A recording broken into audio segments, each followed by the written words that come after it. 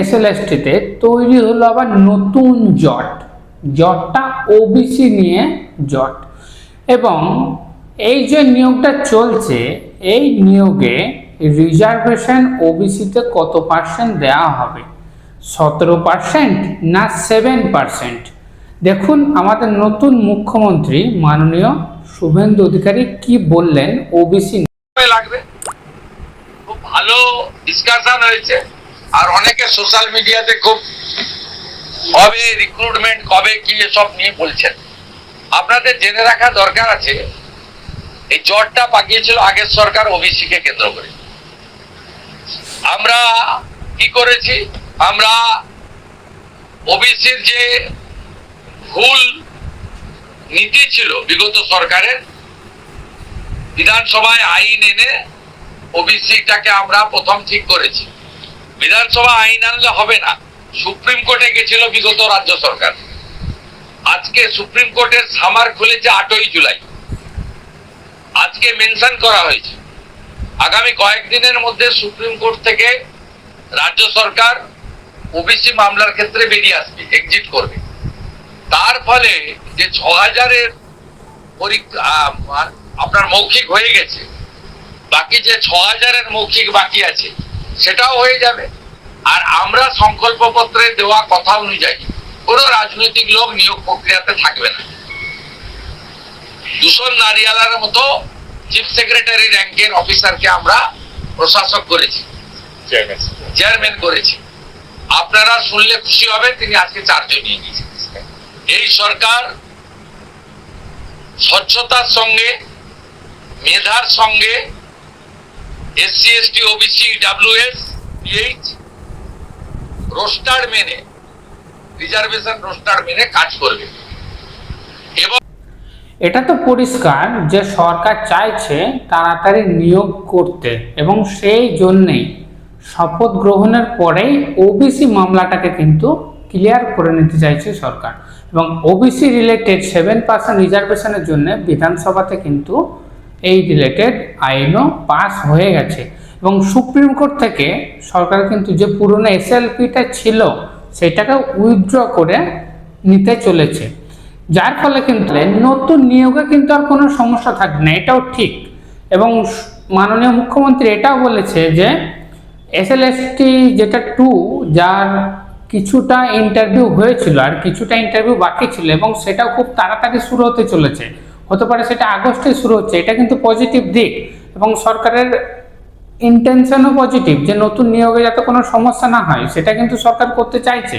কিন্তু এর ফলে এসএলএসটি 2তে আবার নতুন করে যে জটটা সৃষ্টি হয়ে গেল যে রিজার্ভেশন 17% হবে না 7% হবে। এবং অনেকে এটা বলতে পারে যেহেতু এটা অনগোয়িং প্রসেস, এবং অনগোয়িং প্রসেসে নতুন রুলস লাগু হয় না, এবং যার জন্যে 17% রিজার্ভেশনে এটা চলবে। কিন্তু এটা জাস্ট অনুমানের ভিত্তিতে কিন্তু সবাই বলছে, কিন্তু এটা নাও হতে পারে। সরকার কিন্তু 7% রুলও চালু করতে পারে, এবং সুপ্রিম কোর্টে গিয়ে বলতেও পারে যে আমরা এই প্রসেসে নিয়োগটা করব, সেখানে সুপ্রিম কোর্ট যেটা বলবে সেটা কিন্তু হবে।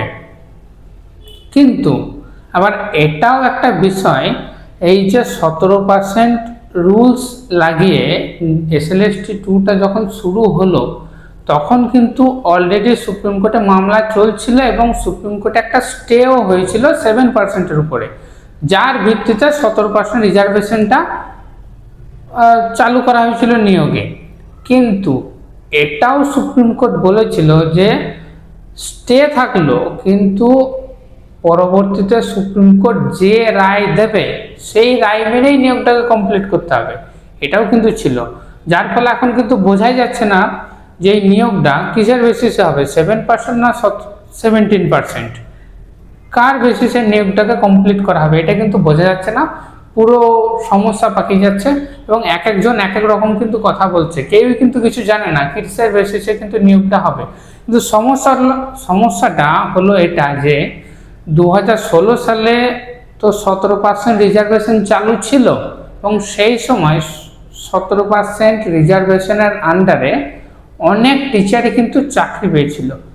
এখন যদি 7%টা চালু হয়ে যায় তাহলে তখন যারা ওবিসির আন্ডারে চাকরি পেয়েছিল 17%-এর আন্ডারে, তাহলে তাদের যদি এখন ওবিসি না থাকে তাহলে তো তারা চাকরি আর পাবে না। এখন যদি তারা জেনারেলে পাস না করতে পারে তাহলে তাদের তো চাকরি থাকবে না। তাহলে এটা গেল একটা নতুন সমস্যা তাদের। এবং ভেরিফিকেশনে কিছু জন ইন্টারভিউ ডাক পেয়েছিল সেকেন্ড এসএলএসটির পরে, কিছু ফ্রেশাররা, তারা 70% রিজার্ভেশনের আন্ডারেই কিন্তু ডাক পেয়েছিল। এখন যদি 7% লাগু হয়ে যায় তাহলে তাদেরগুলো তো ক্যান্সেল হয়ে যাবে এবং তারাও তো আর ডাক পাবে না। তাদের ইন্টারভিউয়ে ডাক পাওয়ার ব্যাপারটাও কিন্তু বন্ধ হয়ে যাবে, তারা কিন্তু আর ডাক পাবে না। যার ফলে কিন্তু আবার আরেকটা সমস্যা কিন্তু ক্রিয়েট হচ্ছে এবং অনেকে 7% হওয়ার জন্য খুশি, আবার অনেকে 70% হলে খুশি। কিন্তু দুই পক্ষকে খুব বেশি খুশি হওয়া কিন্তু উচিত নয়, কারণ যে কোনো সময় যে কোনো কিছু হয়ে যেতে পারে। তো ওয়েট করতে হবে এবং দেখতে হবে সরকার কি করতে চাইছে। এবং এত সহজে কিন্তু সব কিছু মিটে যাবে না।